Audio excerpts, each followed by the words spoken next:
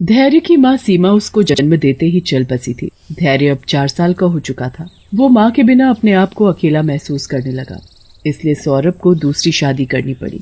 धैर्य बेटा, ये तुम्हारी माँ है। आओ, अपनी माँ से नहीं मिलोगे? आओ, मेरे पास आओ बेटा, मैं तुम्हें बहुत प्यार करूंगी। धैर्य अपनी माँ के साथ बहुत घुल मिल कर रहने लगा। ऐसे ही कई दिन बीत गए। एक दिन विशाखा ने एक नन्ही सी बेटी को जन्म दिया। धैर्य बेटा, इधर आओ, ये तुम्हारी छोटी बहन है। जब ये बड़ी हो जाएगी तो तुम्हारे साथ खूब खेलेगी और तुम्हें भैया कहकर बुलाएगी। मेरी छोटी बहन कितनी अच्छी है ना पिताजी? हाँ बेटा।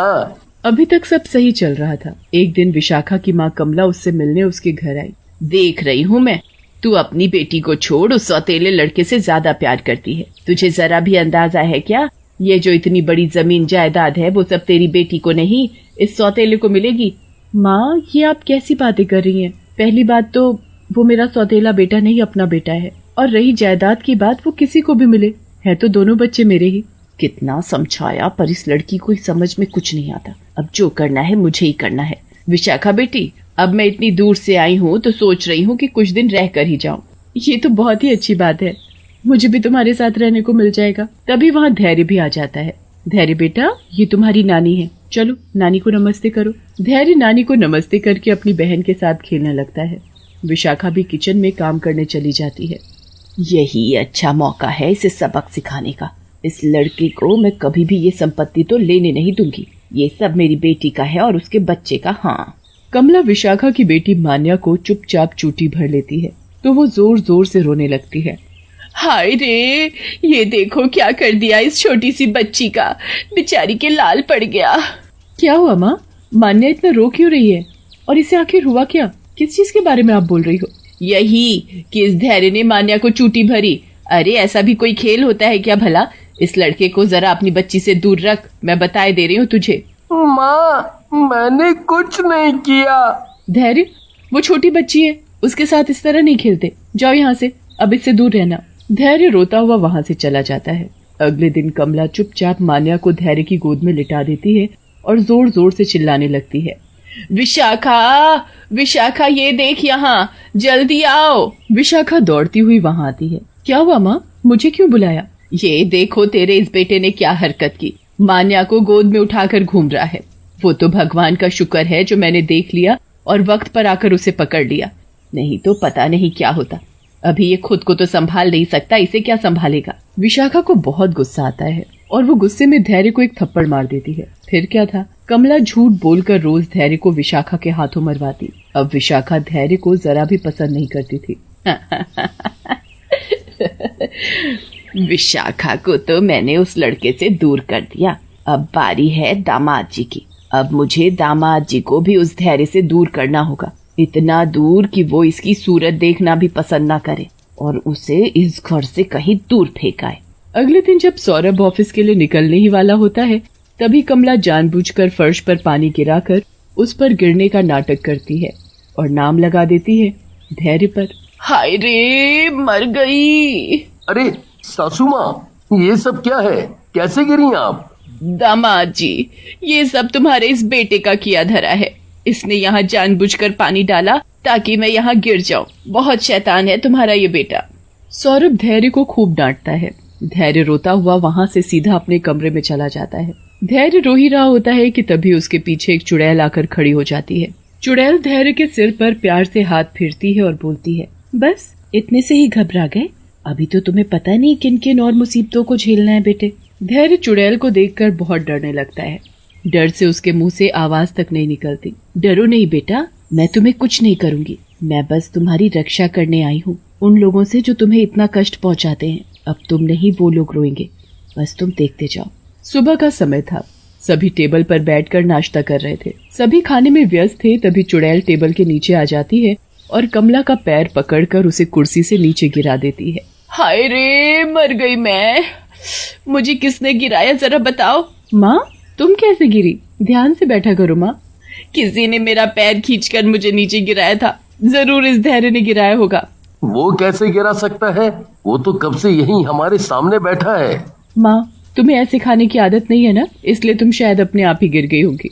नाश्ता करने के बाद सभी अपने अपने काम में लग जाते हैं। धैर्य छत पर अकेला खेल रहा था। कमला चुपके से उसे देख रही थी। यहाँ आसपास कोई नहीं है, यही अच्छा मौका है, मैं इसे छत से धक्का दे दूंगी और फिर इसका काम तमाम।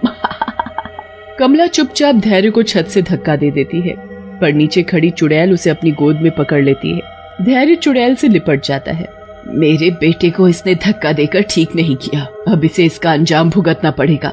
कमला चुपचाप सीढ़ी से उतर ही रही होती है कि चुड़ैल उसे पीछे से धक्का दे देती है। सीढ़ी से लुढ़कती हुई कमला सीधा नीचे जाकर गिरती है और जोर जोर से रोने लगती है। नानी, क्या हुआ आपको? आप रो क्यों रही हो? मैं अभी माँ को बुलाकर लाता हूँ। मैंने इसे इतने ऊपर से धक्का दिया था, पर ये तो बिल्कुल ठीक ठाक है, इसके तो जरा सी खरोच भी नहीं आई। विशाखा माँ को सहारा देते हुए उन्हें कमरे तक ले जाती है। कमला को बहुत दर्द था, वो हिल भी नहीं सकती थी, इसलिए बिस्तर पर ही लेटी रहती थी। रात का वक्त था, सभी सोए हुए थे, पर धैर्य अपने कमरे में जाग रहा था। क्या हुआ धैर्य बेटा, क्या तुम्हें नींद नहीं आ रही? तुम तो चुड़ैल हो, तो मैं तुम्हें क्यों बताऊं कि मुझे क्या हुआ है? रहने दो, मत बताओ, पर मुझे पता है कि तुम इस वक्त अपनी माँ के बारे में ही सोच रहे हो। मैंने सही बोला ना? नहीं माँ, अब मुझे प्यार नहीं करती, वो बस मेरी छोटी बहन से ही प्यार करती है, इसीलिए मैं उनके बारे में नहीं, अपनी असली माँ के बारे में सोच रहा था।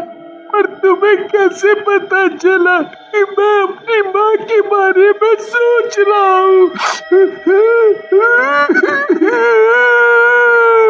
क्योंकि एक माँ ही अपने बच्चों की मन की बातें जान सकती है।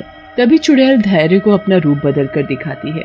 धैर्य उसे देखकर हैरान रह जाता है। वो सामने दीवार पर टंगी अपनी माँ की फोटो को देखता तो कभी चुड़ैल को। उसे सब समझ आ गया कि वो चुड़ैल और कोई नहीं, उसको जन्म देने वाली अपनी ही माँ है। माँ, मैंने तुम्हें पहचान लिया, आप ही मेरी असली माँ हो।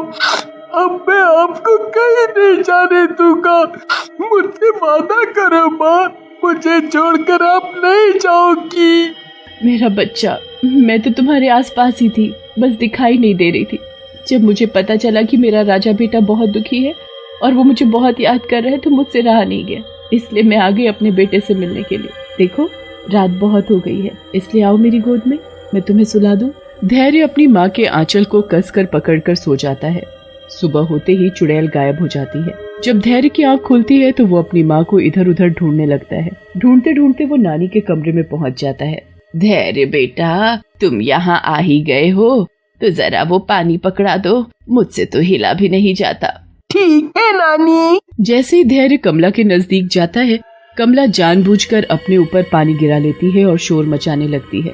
विशाखा बेटी, जरा जल्दी इधर आओ, देख तेरे इस बेटे ने मेरे साथ क्या किया है। विशाखा माँ की आवाज सुनते ही दौड़ी चली आती है। तेरे बेटे ने मेरे ऊपर पानी भरा गिलास गिरा दिया, मुझे लगता है कि ये मुझे पसंद ही नहीं करता। ठीक है, मैं आज ही यहाँ से चली जाऊंगी। माँ, तुम कहीं नहीं जाओगी, इधर ही रहोगी। आने दो आज इसके पिताजी को, अब इसे बोर्डिंग स्कूल भिजवाती हूँ, तभी पता चलेगा इसे। और हाँ, आज तुम्हें खाने को कुछ नहीं मिलेगा, ये तुम्हारी सजा है। धैर्य रोता हुआ वहाँ से चला जाता है। शाम का वक्त था, सभी एक साथ खाना खा रहे थे। धैर्य भी अपने कमरे में था। आज धैर्य खाने के लिए नहीं आया, तबीयत तो ठीक है ना उसकी? कमला के साथ आज जो हुआ वो सब विशाखा सौरभ को बताती है। कमला मजे से मुस्कुराती हुई खाने में लगी थी। तभी वहाँ चुड़ैल आ जाती है और कमला के खाने की प्लेट उठाकर उसके मुंह पर मारती है। तेरी हिम्मत कैसे हुई मेरे बेटे को झूठा बताने की? आज मैं तुझे नहीं छोड़ूंगी, तुझे मार दूंगी। चुड़ैल कमला का गला पकड़ लेती है। तभी वहाँ धैर्य भी आ जाता है। ये चुड़ैल कहाँ से आई और ये क्या बोल रही है? मेरी माँ को छोड़ दो, नहीं तो वो मर जाएगी। माँ, नानी को छोड़ दो, उन्हें मत मारो। धैर्य को चुड़ैल को माँ बोलता देख सब हैरान थे। इसने झूठ बोल बोल कर माँ बेटे को अलग किया, बता बुढ़िया सब। ये चुड़ैल सच बोल रही है, मैंने ये सब जायदाद के लिए तुम सब धैर्य से नफरत करके उसे अपने से दूर कर देते और ये सब जमीन जायदाद मेरी बेटी और उसकी बेटी को मिलती। तुम माँ कहलाने के लायक नहीं हो, इन्हें मार डालो। सच्चाई सामने आते ही चुड़ैल कमला को धक्का देकर बाहर भगा देती है। विशाखा धैर्य से माफी मांगती है और उसे अपने सीने से लगाती है। तुम दोनों मेरे बेटे का अच्छे से ख्याल रखना। इतना बोलकर चुड़ैल गायब हो जाती है।